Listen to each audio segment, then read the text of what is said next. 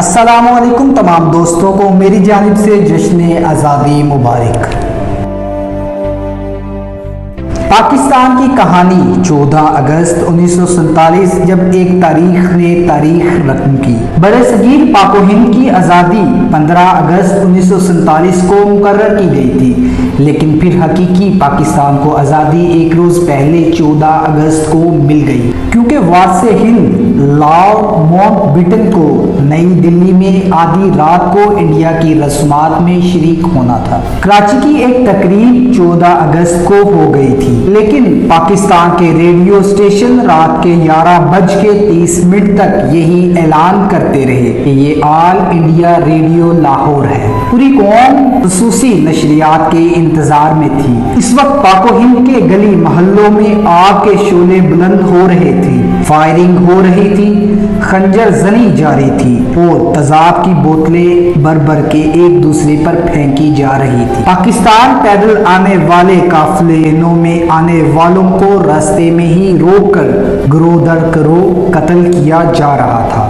مسلمان اپنی پاک سرزمین کی جانب ہجرت کرنے کے لیے کوشاں تھے۔ لاکھوں قربانیوں کے مظہر پاکستان، جس کی جانب لوگ اپنے اہل و عیال اور معمولی ساز و سامان لے کر گروہ در گروہ رواں دوا تھے، لیکن یہ سفر ہجرت بلا خسد میں دے گئی۔ ہر قدم پر قتل عام کا ڈر اور وش میں نہ جانے کتنے نوجوانوں نے اپنے بوڑھے ماں باپ کو کھو دیا، کتنے ہی ماں باپ کے لختے جگر ان کے سامنے ہی بچھڑ گئے، اور کتنی ہی بہنوں کو عظمت زنی کا نشانہ بنایا گیا۔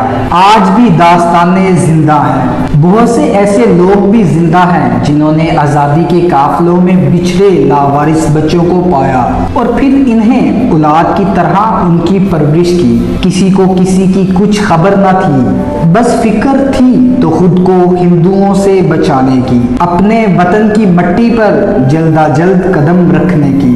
ایسے سنگین حالات میں ریڈیو کے سوا کوئی اور ذریعہ نہ تھا جس میں پاکستان کے قیام اور آزادی کا باقاعدہ اعلان کیا جاتا۔ اس وقت پاکستان میں صرف 3 ریڈیو اسٹیشنز تھے، لاہور، کراچی اور پشاور۔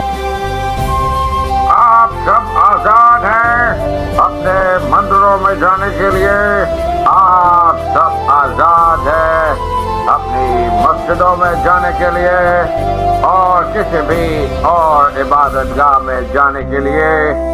اس مملکت پاکستان میں آپ کا تعلق کسی بھی مذہب، ذات یا عقیدے سے ہو، مملکت کا اس سے کوئی سروکار نہیں۔ آپ دیکھیں گے کہ وقت گزرنے کے ساتھ ساتھ ہندو نہیں رہیں گے اور مسلمان نہیں رہیں گے۔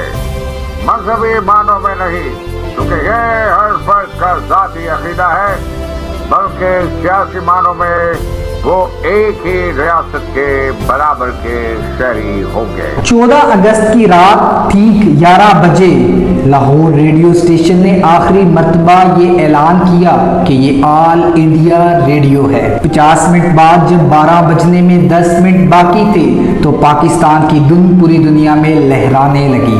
یہ دھن پاکستان کے عظیم نامہ نواز خورشید انور نے بنائی تھی۔ یہ دھن سنتے ہی لاکھوں لوگ اپنے اپنے ریڈیو سیٹ کے گرد جمع ہونے لگے۔ جب 12 بجنے میں پورا 1 منٹ باقی تھا تو یہ دھن دھیرے دھیرے پس منظر میں جا کے غائب ہو گئی اور ایک آواز ابھری، اب سے کچھ دیر بعد پاکستان کی آزاد اور خود مختار مملکت وجود میں آنے والی ہے۔ ریڈیو پر گھڑی کی ٹک ٹک آواز بلند ہونے لگی۔ سننے والوں کی دھڑکنیں تیز سے تیز ہوتی جا رہی تھی۔ پہلے انگریزی میں آواز آئی، this is Pakistan radio broadcasting service, اور پھر اردو میں آواز آئی، یہ ریڈیو پاکستان ہے۔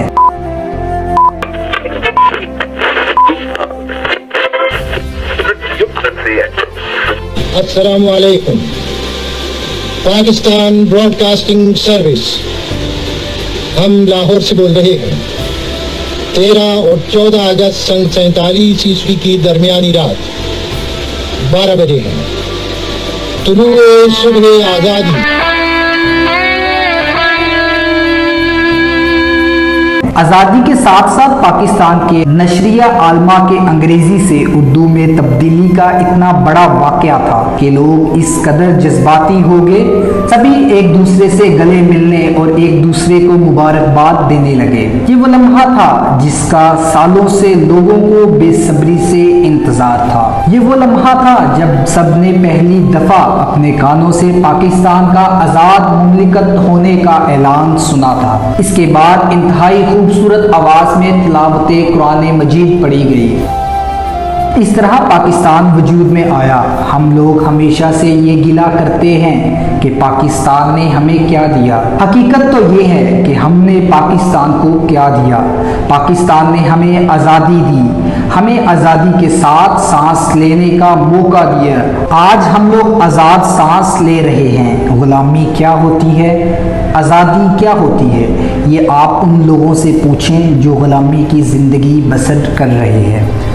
आज़ादी की कीमत उन लोगों से पूछें जिन्होंने आज़ादी की खातिर अपने सर तक कटवा दिए, अपनी औलाद को कुर्बान किया, अपने अजीज़ों अकारब को अपनी आंखों के सामने खोया, अपना सब कुछ लुटा दिया ताकि हम लोग आज़ाद ज़िंदगी गुजार सकें। इसीलिए वतन की कदर कीजिए।